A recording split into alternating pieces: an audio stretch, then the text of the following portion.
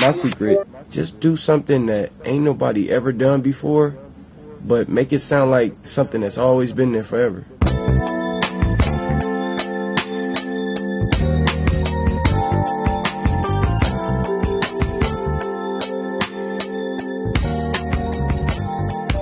Hi, welcome to This Filipino American Life, a podcast that explores the nuanced experiences of Filipinos in the United States at Ipapa. My name is Joe Bernardo, and I'm joined by my fellow hosts, Ryan Carpio, Elaine Delalis, and Mike. Producer Mike. I love that it's off my phone. It still doesn't. And everybody loves it, so you can't deny it, Mike. Oh, God. Air horn, air horn, air horn. It's a phone, right? Sorry. Welcome to another edition of This Filipino American Life. Yay! Yay! Who is our TFAL of the episode, Elaine? Our TFAL of the episode is Kelvin Gorospe. I do not know Kelvin. It's a new year, I got to be honest. Okay. Well, thank you, Kelvin, for your support of our podcast. Kelvin, thank you. Thanks, Kelvin. And you could be like Kelvin and support TFAL by becoming a Patreon for as little as $1 and as much as $1 million hairs. Kelvin, is your sister Celsius? I knew it. Is your father Fahrenheit? Gorospe? What's their mom? I don't know. What's Degree. another degree? She uses a lot of deodorant. De Agriminda. Degree deodorant. Okay. Man. So anyways, we have a voicemail to play for all of you today.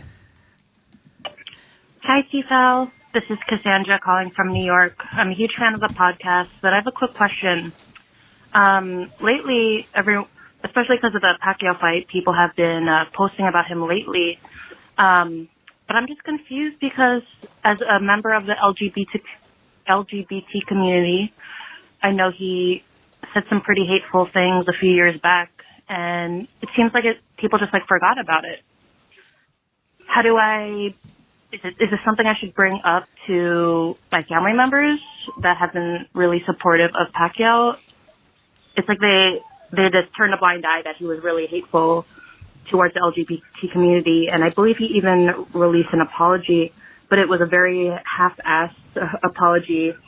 Anyways, TFAL, I'm just hoping you can give me some insight. Am I missing something here? Why are people still supporting this guy? Am I blind? I'm just trying to understand. All right, thanks, TFAL. Bye. Sorry. Yips. Thank you for your call, because I agree with her. There was a fight? Who?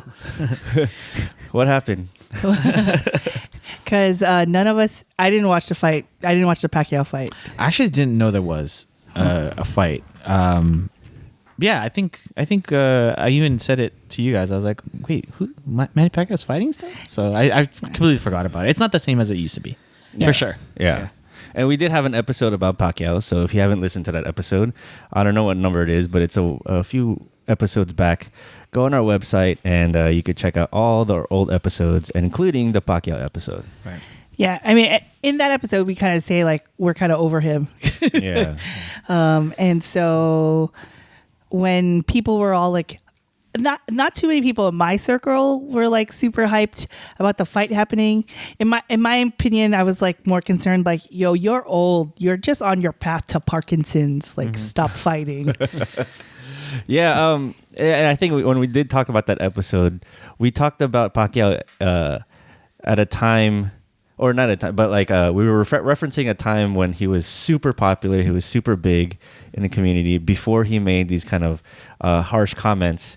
And he kind of galvanized the Filipino American community because he, like we talked about before, he brings us visibility on a supposed world stage that we don't get otherwise. Yeah. So that's one of the reasons why a lot of people gravitate towards Pacquiao or have been in the past. But yeah, I mean, ever since he's made these anti-LGBT comments, you could see that he basically excluded a lot of people. Totally. And he became kind of a national embarrassment to especially for people here in the United States who has a lot more kind of more progressive or liberal LGBTQ stances. Yeah, like my commute to work, I take Beverly, and I actually would see the training camp happen. So I remember like a few weeks back, like I saw like a bunch of people, like I saw a bunch of Filipino jackets, like training, like you just recognize the colors. I was like, what the hell's happening? The one that says MP. And then I was like, oh, it's Manny's training camp. He's running to the park where he always would end a thing. And then I finally, when I got to my part of my commute where I got to Pan Pacific Park, I saw like Steve Angeles, one of the reporters that is locally like in LA. For TFC. And so that's how we know it. And I was like, oh, it's totally Manny Pacquiao. Yeah. And before all this, I used to get super hyped, like, oh, it's Manny. Yeah. And now I'm like, oh, it's Manny, like whatever. So yeah. And I guess kind of to remind us, like we definitely, I this podcast team probably haven't been as active, right? We used to throw parties, I imagine, like all that stuff. We were not as, but it was like your favorite thing to do. Yeah, I used to go to Vegas to actually watch the fights. Right. Yeah. But there's so many other Filipinos out there, and on the boxing front of like using this as a way to have family parties. Yeah. That don't pay attention to all the other stuff, unfortunately.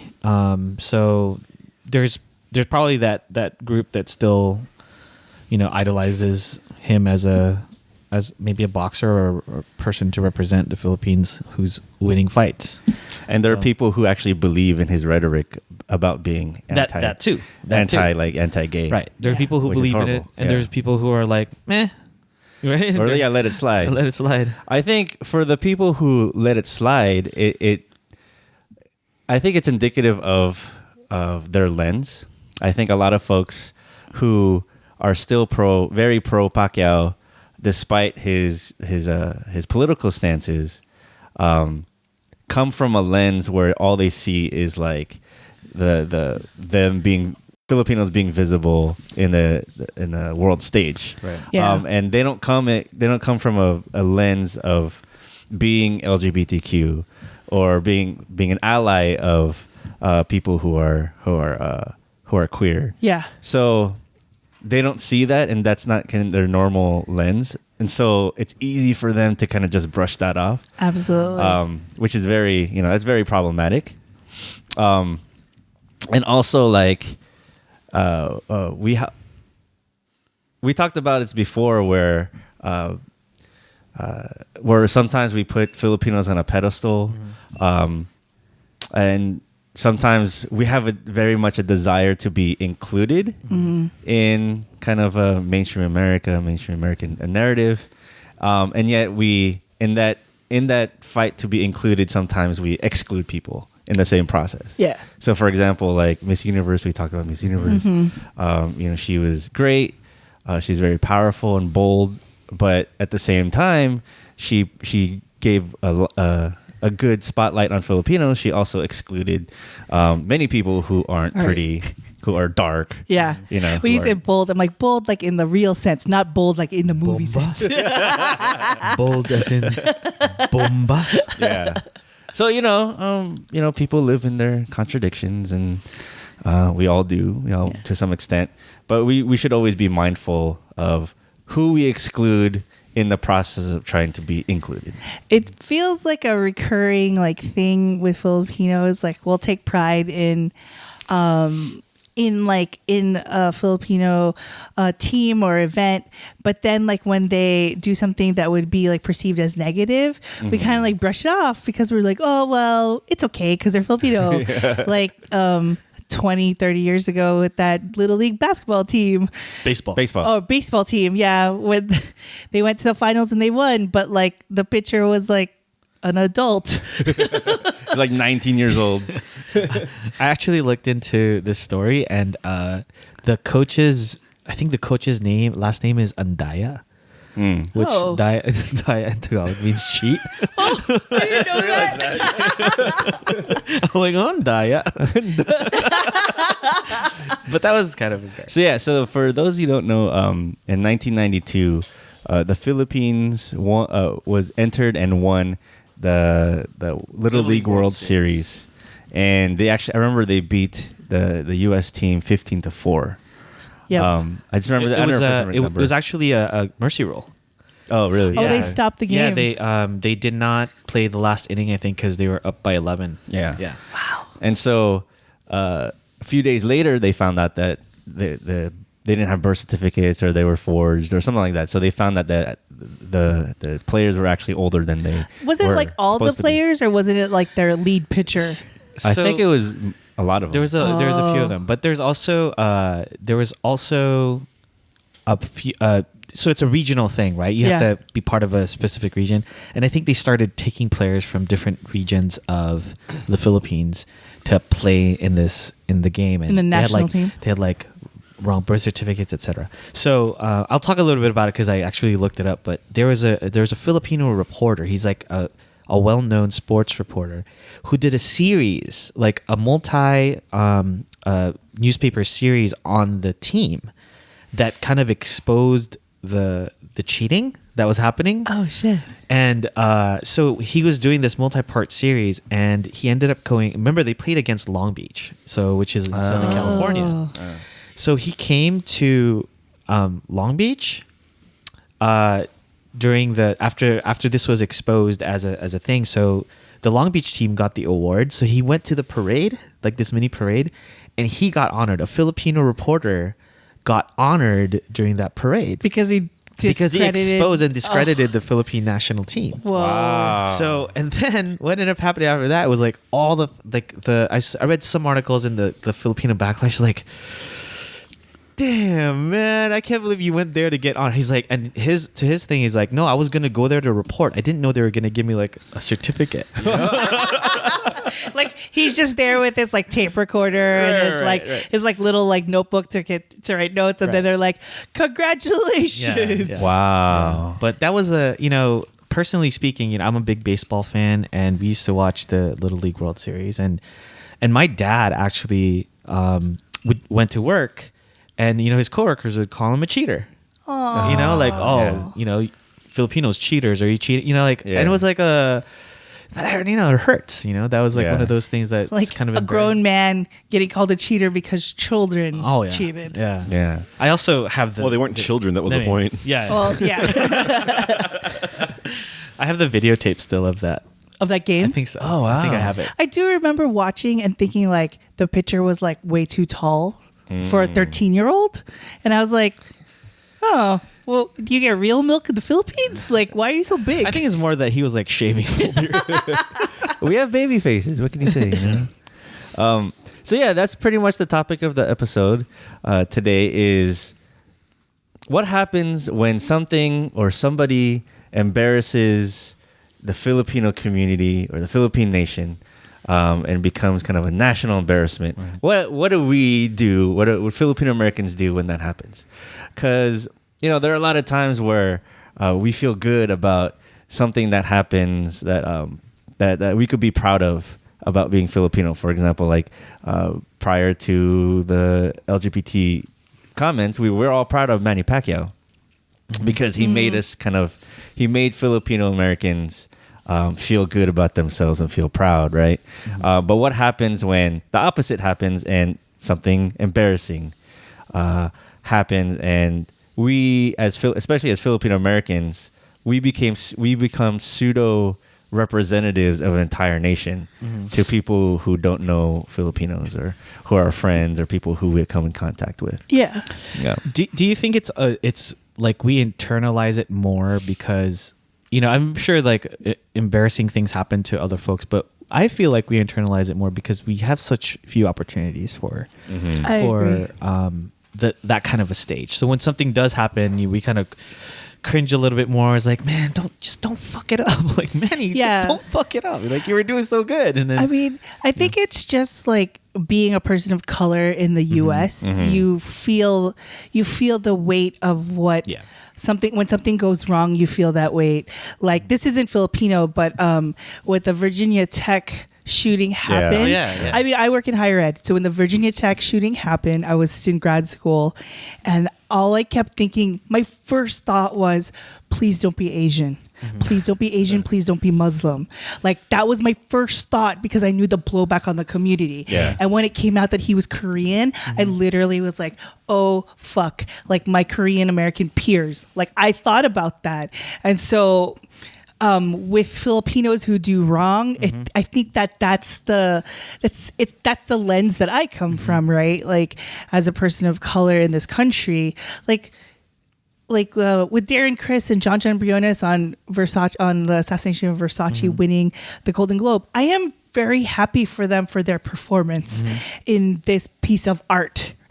But historically, when Andrew Cunanan was like the big story, like I remember thinking like, please don't be Filipino, please don't be Filipino, please don't be Filipino. And then you saw Cunanan. And I was just like, oh, is that Spanish? like maybe he's not, Maybe it's a Spanish name. right? It's Cunanan. So yeah, I mean, there's been multiple instances where that's happened, right? So for example, I remember, we were a little bit older. I remember when Marcos happened, when Ferdinand Marcos and that whole history. Filipino Americans were always kind of asked, so what's up with Imelda and her shoes? Right. Yeah. Right. All that shit. I know we have to like represent the entire that. nation just through that. Right. Like that, if you watch old SNL episodes, that's like one of the jokes. Yeah.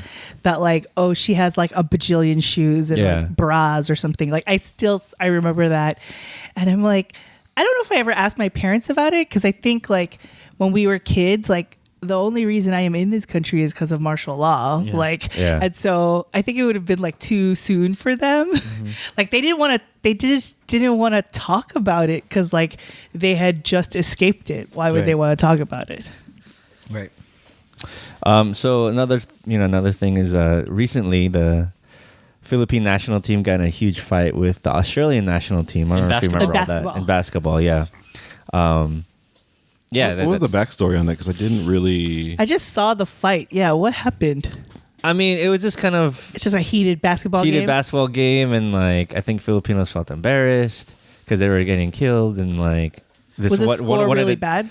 Yeah, and one of the Australian guys were like very much like talking trash, and then kind of one thing led to another, and then And then a fist chaos fight. and then people were throwing chairs and throwing flying kicks. That's pride, baby. I have to say, when I saw the video, my first instinct is to laugh. I don't know. I just be like, oh, that's ridiculous. But then I get sad. Like, oh man, like, Yeah. But did any part of you, when you were watching that video, just punch him in the face? a little part of me. Totally. That's where the pride comes in. I think it's always like being like that overlooked or whatnot. That feeling, that sense of like being doubted upon or being shit on. You're like, you want them to fight back. Yeah. But it does make. Do you think it makes us more sensitive, right? When maybe not even like on a national stage, but like even like at school, I imagine like being a little bit more embarrassed when people do bring up things involving our culture, right? I would imagine so. Right. Like, we are lucky that we live in LA, and we are lucky that we live in a place that is like, there are a lot of Filipinos, and like, but like you went to, like I went to a school that was like predominantly Filipino growing up, but then Joe, you went to like a school that it wasn't. So I imagine like there is that feeling of like, right.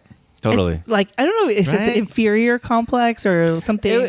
It's more like, when you hear like the word Filipino, like in a public context, and then you start cringing or kind of getting nervous to say, oh, please don't say anything bad. Yeah. Please don't say anything bad. That's what I mean, right? Right? Yeah. It's kind of like this weird feeling that you get, at least like growing up. I mean, as I got older, I kind of understood. Yeah. But, initially, you just don't want people to start looking at you and thinking, oh, you're different, or you align that. Exactly. Yeah. Exactly. Like, I imagine if you're a Filipino in like in a place where there aren't many Filipinos, like in the South, or like maybe Midwest, like in Midwest, like this can be like an issue. Yeah. But it's still an issue for a lot of us too, especially if it's like national news, right? Yeah. how did you feel when, you see late night and you see like the children's Christian fund, and you see like Sally Struthers or something? That's the dog one. Oh, is that the dog one? Sorry. I don't know. One of those And then you songs. see like just abject poverty in the Philippines. Yeah. I mean, how do you feel when you see that? So when I was a kid, I was like, "Is that Thailand?" Like I didn't think that they were Filipino because I was like, "There's no way." I like didn't want to believe it. But then the kid starts talking, and you're like, "Oh no, they're Filipino." I was looking up this thing trying to find out comparative homelessness rates for the world and see where LA ranked, and LA is like in the top 10 somewhere, right? Oh, wow. But number one was Manila at like 3 million homeless people. It was like, oh my god! And like the next closest was like somewhere like 100,000.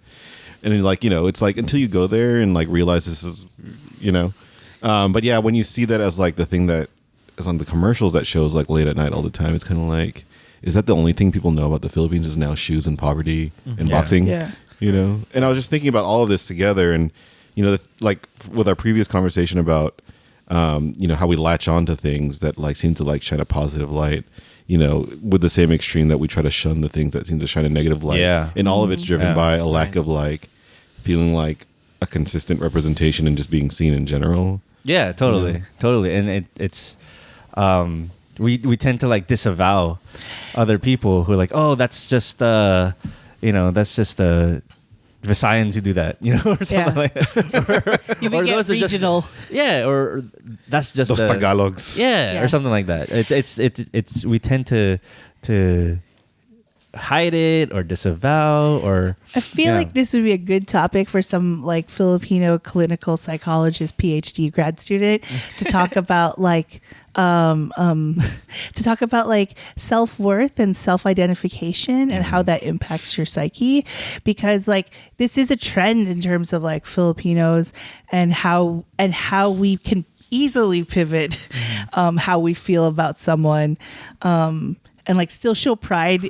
Like there are Filipinos out there who still show pride with Manny Pacquiao, who are super happy that Manny Pacquiao won, even though like he won a garbage fight and the person he fought was also a garbage human. And then like and then like they're both too old and shouldn't have been fighting to begin with. Like there's that also is a question, right? Like why are these really old fighters still fighting? Like these It's a whole nother like that's a whole other like thing. Like why do they feel like they have to do this for their paycheck? Yeah. Like you're like in your 40s, you're at the tail end of your career, you are risking your own health, but why do you feel like it's necessary to fight still? Millions. Millions. Yeah, I mean, maybe like Pacquiao also feels that like, oh, I have to represent the country because that's my God-given right or God-given like duty. Yeah. Something like that. But yeah, I think like what Mike was talking about, like we shouldn't always, or I also think like we should understand the kind of context of how it is to be kind of a person of color in the United States, where your ethnicity, whether you like it or not, becomes kind of your identifier. Right. And whatever kind of representation there is in the media, that automatically gets pointed to you, whether you like it or not. Right. And white people don't have to feel that at Yeah. all. Yeah. Right. Yeah. So that's where the inequity of this whole kind of, I don't know what you call it, but some kind of psychological system happens. Right. And I think we, on that note, we tend to, you guys were talking about like shunning things away on your question on like what happens when you watch this thing late night. To be perfectly honest with you, I don't watch it. I end up like changing the channel during that time. I'm like, I don't need to know this. You're heartless. I know. Am I? Yeah, but you know what I mean? Like I'm watching Netflix. There aren't any commercials anymore. but I think there's part of the why we're doing I think this episode is like there's this the way we confront a lot of these issues that kind of plague us or put a stigma on us. We tend to I tend to not talk about it as much as I can because I'm not comfortable talking about it because I don't know how I'll be judged talking about it. Instead, I either laugh it off or, I imagine like my dad being called a cheater because of the freaking team.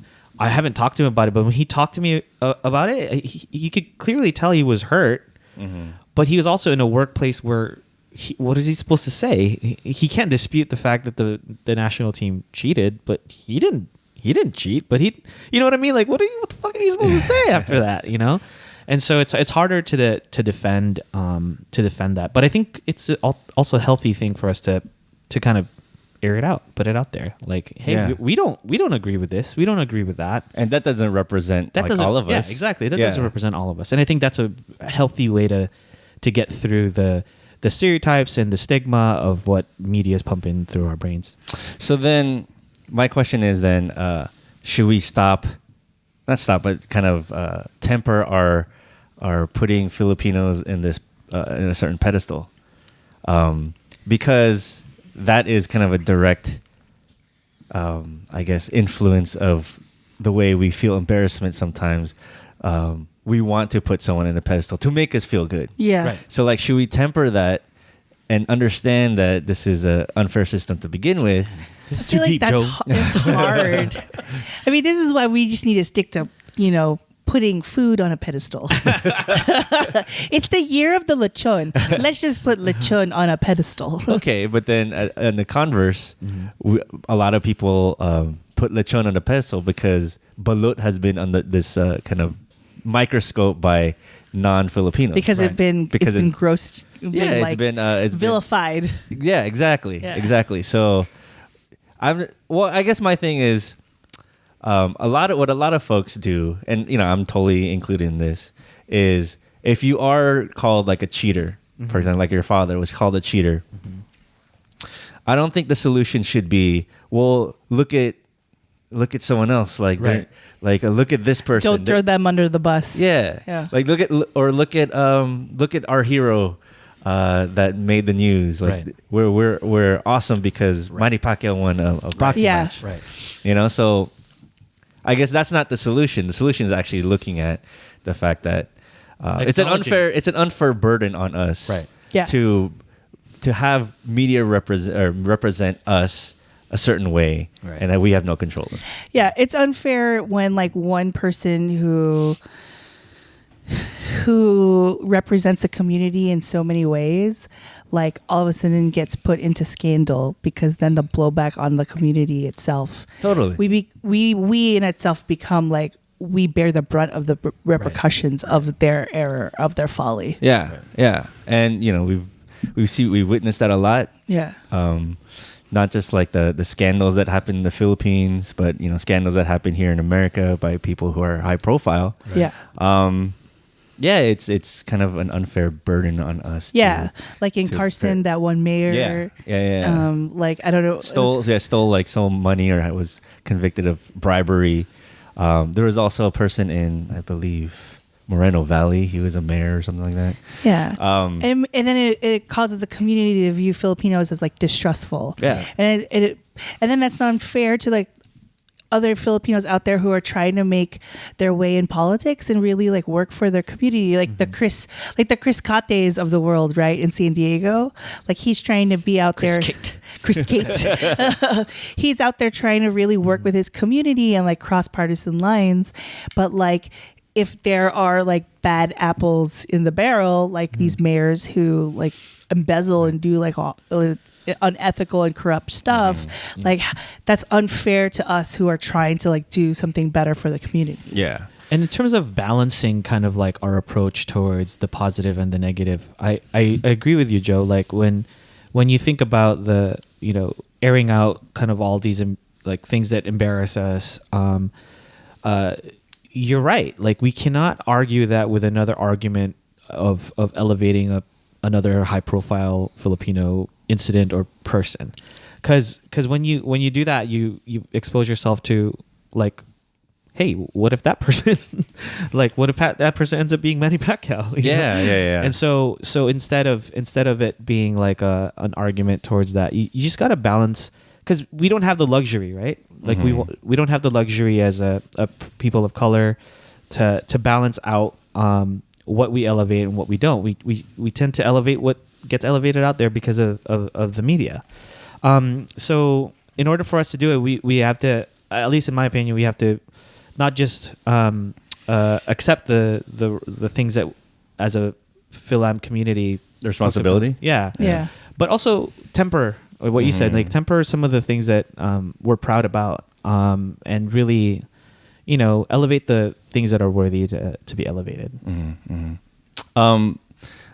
I had a question. Yeah, but sorry. now I forgot. Okay. Yeah, my question was, have you ever been in a situation where you've had to kind of fairly or unfairly represent the Filipino American community to people who are not Filipino? And do you ever get what they call like the rep sweats? Every day. I mean, it depends on like where you work, but like if you're like the one or two Filipinos, there's certain things that kind of come with that. Like, oh, are you the one bringing the lumpia to the potluck? Yeah. Oh, like this thing happened in the Philippines. Is your family okay? It's like, well, they're on the other side of the Philippines. Right. Or like, oh yeah, this famous person or that dance crew or whatever. And it's just like, I don't watch any of those things. And so like, there's a part of me that's always kind of like, I should at least be able to answer these questions in a tactful way. But also it's kind of like, it's not my job, And then whenever other Filipinos show up, I kind of tend to be like, well, you should talk to, Tito, whatever, because no, they'll know more about that than I am. And like people not understanding. There's like a generational divide. There's like a regional divide. There's like a, well, Filipinos are so different in general, diverse. Yeah, like we're not a monolith. But I mean, like I think because of the way that we try to, both shun certain versions of ourselves in the media, but also prop up other versions, that like we've created a very specific archetype of things that fall within like this is the example of Filipino-ness. At the same time recognizing that a lot of those things aren't us. They're just things that we can connect with. So I mean, it's kind of a double-edged sword in that way. Yeah. Or we connected because other people have connected with it. Yeah. Do you welcome it? Like, do you welcome being that? Like, if you've ever been in that situation, Joe, for example, like, do you welcome bearing that responsibility? Like, are you okay with that?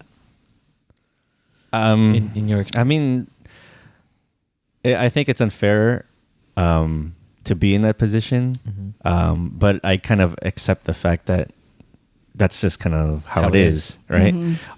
And I mean, for me, I study Filipino American and Filipino history, and I'm kind of attuned with the culture, so I more or less understand all the issues or the specific context of any kind of news item that comes up that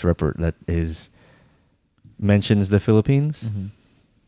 So at least for me, I understand it, and I could explain certain things like, Mount Mayon erupted. That's actually in Bicol. It's not even close to where my family is. Right. So I'll explain that to folks. Like, you take it as an opportunity to like, Yeah. That's good. That's good. But yeah, but I also understand that it's sometimes burdensome, and I have a funny story. yeah. So I have this friend who's white and rich, who shall not be named. But one day she calls me and says, "Oh, Ryan, thank God you picked up. My family's thinking about roasting a pig.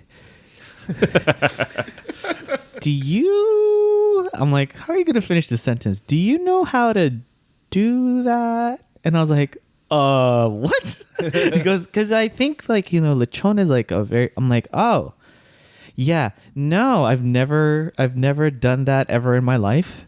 But I will recommend that you talk to this other white person who does it that I know, but I've just never done that in my entire life. And it was just such a funny, like when you asked this question about, representing this thing, it was like a very funny exchange that we had.